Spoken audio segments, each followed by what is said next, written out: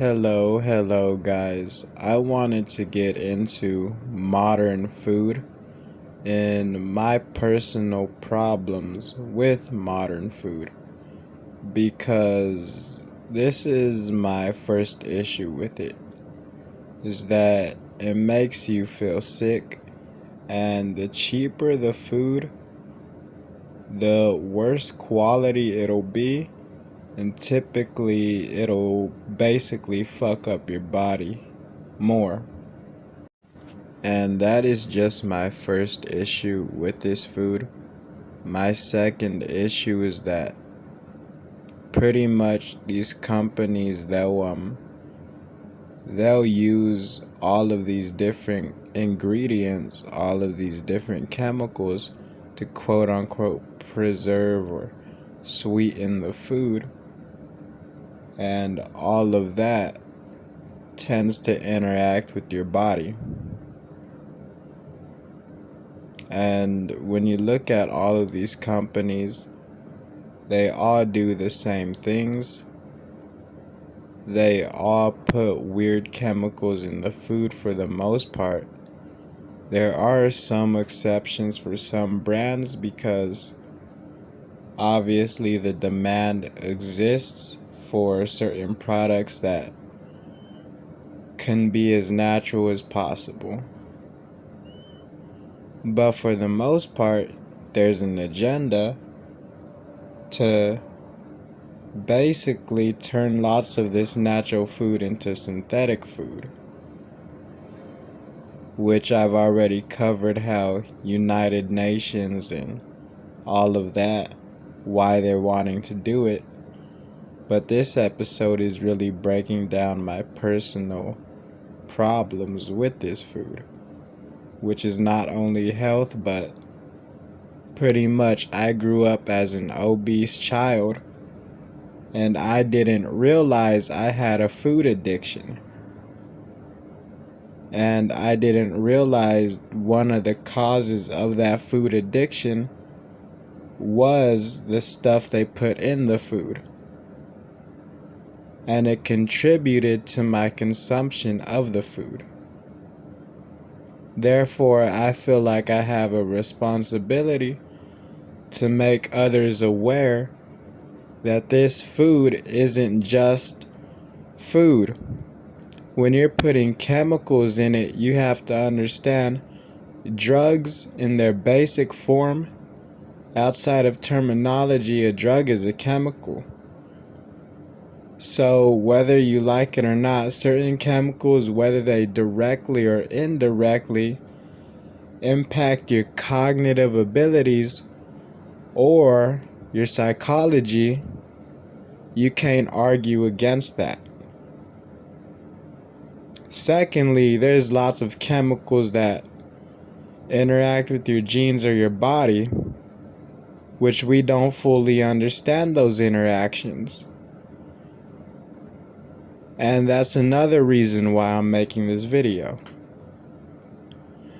We don't understand the full implications of these chemicals in our body. Who's to say that certain chemicals don't trigger things like schizophrenia or other diseases? And that's just, the tip of the iceberg. We already know the negative health effects. Now, I can look at society and I can see the physical effects of this food on lots of people. That isn't, hard to notice, which you'd think more people would be concerned since it's that obvious, but I guess not. And basically, this is why they're trying to push this synthetic food agenda. Everybody is already consuming stuff that is chemically laced. These scientists realize, well, we can just turn this shit into synthetic food, remove the chemicals, and say it's better. And even then, they're probably still gonna put preservatives in the food. So not only is it going to be synthetic, but you're going to have all the same preservatives and chemicals that was already there. And this is what people are not correlating. This is what people aren't getting. Is that you already have lots of GMO. And the GMO isn't just about making crops grow bigger. There's lots of GMOs to where it makes it impossible for mosquitoes to eat the crops, or it makes the crops alter certain genetics once you eat it. People don't realize the full implications of GMO foods either. And when you talk about when you talk about how humanity is going to quote unquote transform or evolve because our genetics are constantly shifting, when these scientists are genetically modifying mosquitoes and then they're genetically modifying crops, and then you get a sort of genetic spillover where basically,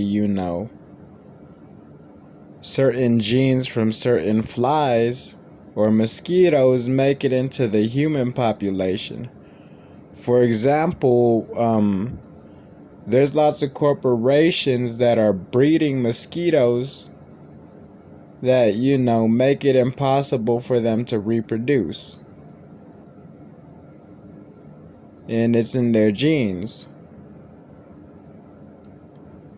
Now, the problem with this is, what happens if somehow, some way, that gene is transmitted into humans? And then you have lots of humans to where, they have a problem reproducing. And that is pretty much where all of this is heading.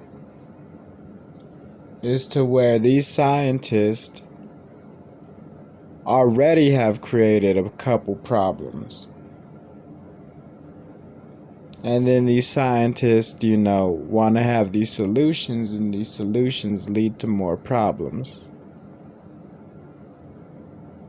Like, relying on a synthetic food system isn't a long-term solution. When you're talking about you need 2 planets to feed the population, there is no synthetic food system that could replicate a planet's biological ecosystem. At that point, you're trying to create something better than what is already perfect. And by doing so, all you're going to create is something flawed. So when these scientists sit here trying to say, we're going to have to try to, create this GMO food, they pretty much know it's not going to be able to sustain humanity. It's pretty much providing the illusion that there will be a solution for when worldwide famines happen. It's all about providing an illusion that, hey, we will be able to protect you when the judgments of the Most High hit this planet. In reality, there will still be a global food famine, and lots of people will still perish due to lack of food resources, despite how much synthetic food will be pushed out. And another contributor will be because this synthetic food will lack nutrients, and it'll lack true vitamins and all of that. So essentially, even though you're going to be eating it, you're probably still going to get sick.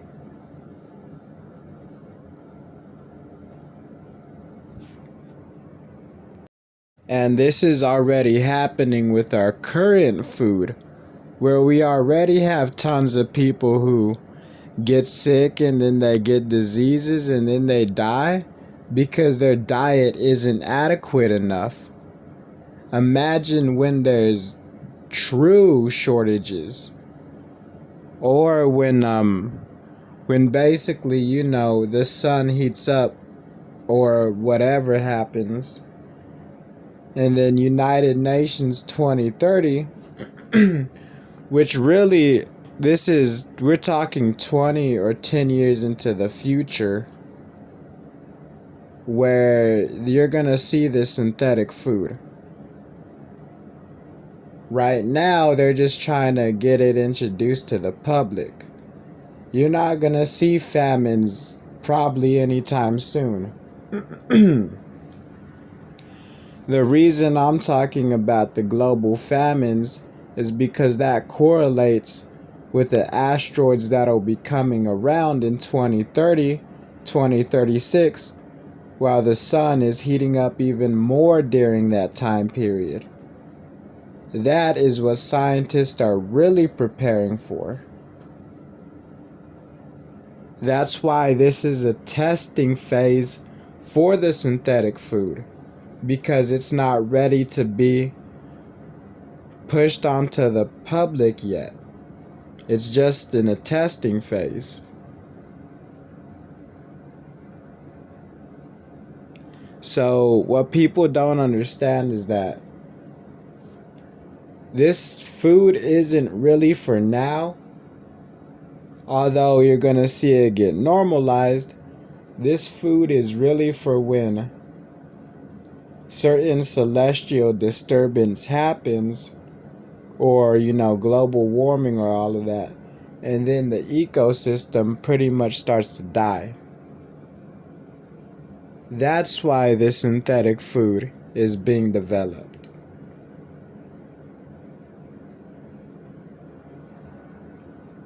So without further ado, I'll see y'all next video, and I hope God blesses y'all's day.